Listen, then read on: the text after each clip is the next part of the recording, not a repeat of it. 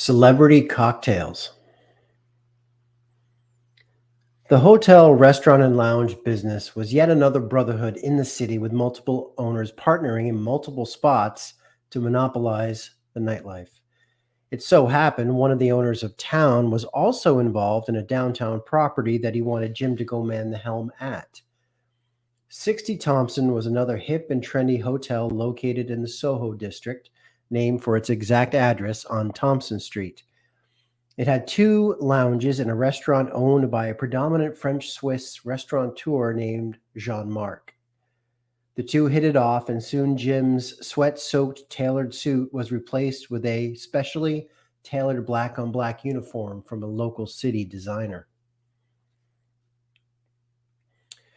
Tom Restaurant became Jim's sandbox, and he assumed the captain's chair each night.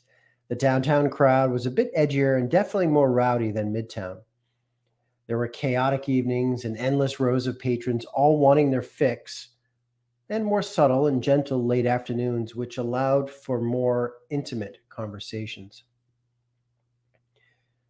Jim popped open the ice-cold bottle of Heineken beer and plopped it down in front of her.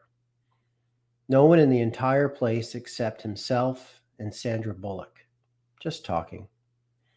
Those 30 minutes spent with her would stay with him always. Who didn't have a crush on her at some point? But he kept it together. That was his superpower. He loved the fact of just being the guy, someone who was simple and unassuming when he opened his mouth and would seem to allow others to do the same, celebrity or not.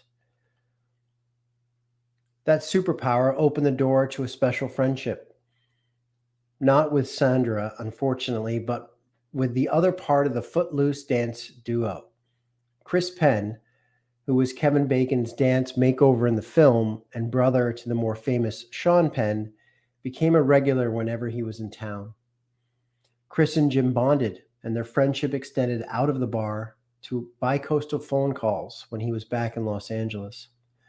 The bar top became his pitch table, as Chris was always excited to share some of his screenplay ideas and get Jim's unbiased feedback.